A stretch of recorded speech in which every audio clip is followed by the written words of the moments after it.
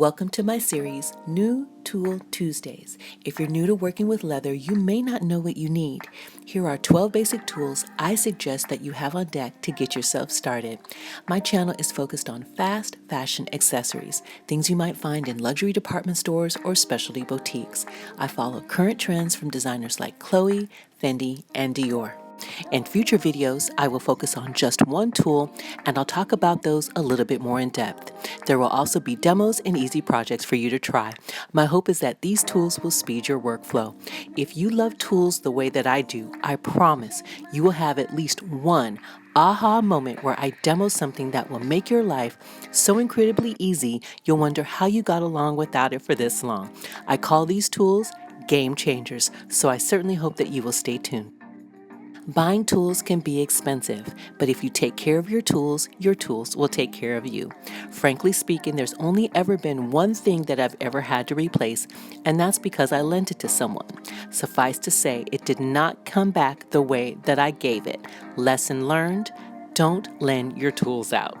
I use a ton of tools when working, so I'm always looking for ways to make life easy. We love easy. My goal for this series is to post every other week or twice a month, so make sure you become a subscriber and hit the notification bell. And lastly, if you want more information on the tools that I've demoed, please check the description box. There you will find the proper names and links to resources. So this is how the video is organized. I'll be walking you through a project that I've done before, a simple clutch. The video for this particular DIY is also posted on this channel, so I certainly hope that you will check it out. Instead of focusing on the construction, I'll be highlighting the tools that I use and talking a little bit about each one.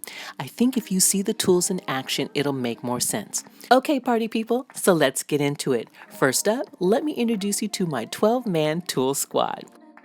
Scratch all. I use this tool a couple different ways. Here I'm using it to trace around the pattern. I trace my patterns from the top side of the skin instead of the back so that I can see any imperfections, scuffs, or abrasions on the leather. This tool I use a number of different ways, and I will cover it again more in depth in another video. Metal ruler with cork back. I use this because the cork keeps the ruler from sliding around. If you need a straight cut, this is the way to go. Rotary cutter. Even though I use scissors, obviously, I use this instead for cutting all around the pieces. This ensures that I cut fast and straight lines, and it saves times. I line it up, and one slice, I'm done. What I normally do is cut all the straight lines first, then I go back with my scissors and cut the curves.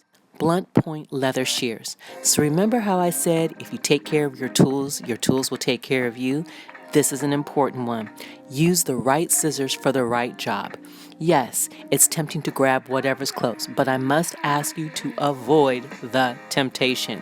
Use paper scissors for paper, leather scissors for leather, embroidery scissors for thread. These I really love for cutting leather as they slice through it like butter. Plastic ruler with grid. Why two rulers? Because they're for two different purposes.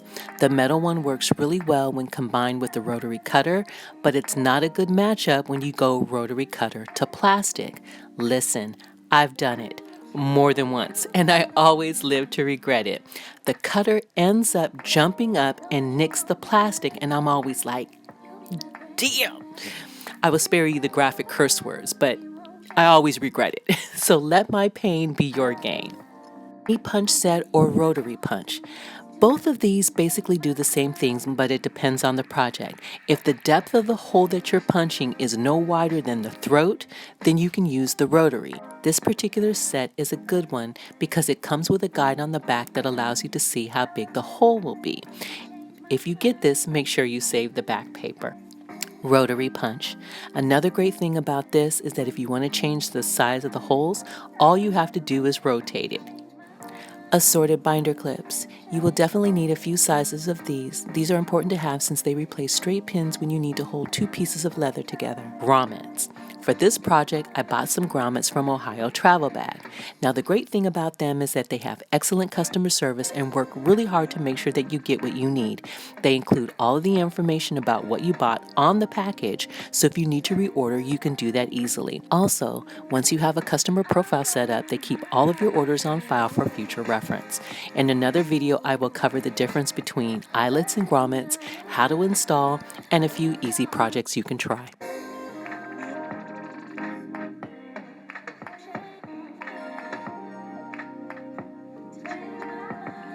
All-purpose glue. I use glue to hold down the seams to make sure that they're flat, and then I follow with a rawhide hammer. Do I use metal? It damages the leather and leaves dings and dents if you pound it too hard. Cutting pad. This saves your work surface. I use it on top of the self-healing mat. Rawhide hammer. Listen, you gotta get one of these if you don't have it. This is a must-have. Why? Because you will ruin your tools by hitting metal on metal. If the nubs wear out, all you do is unscrew the neck and they come right out. See? Easy. Pattern tracing wheel. You want to know my secret to sewing a top stitch straight every time? I use a pattern tracing wheel along with a plastic ruler. So here's what I do.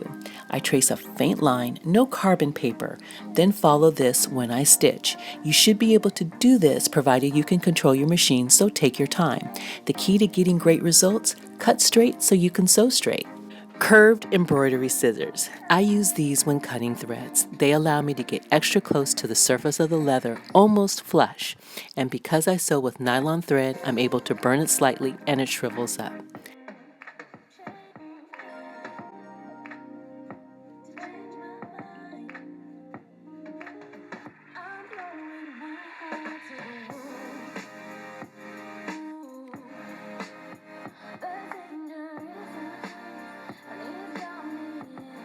Blunt point shears. Here's another look at those leather shears in action. The blunt end actually allows you to get up super close to the stitch line without going too far. When you have pointed scissors, it's a bit more of a guess. Pro tip technique: how to notch corners. This is a technique that's common when sewing fabric, so there's a good chance you've probably seen it before. Basically, what's happening is when you sew a curve and then try to turn it to the inside, all this bulk gets created. To reduce it, you notch and take out triangle-sized chunks, and this, once you turn it to the inside, allows the section to lay flat.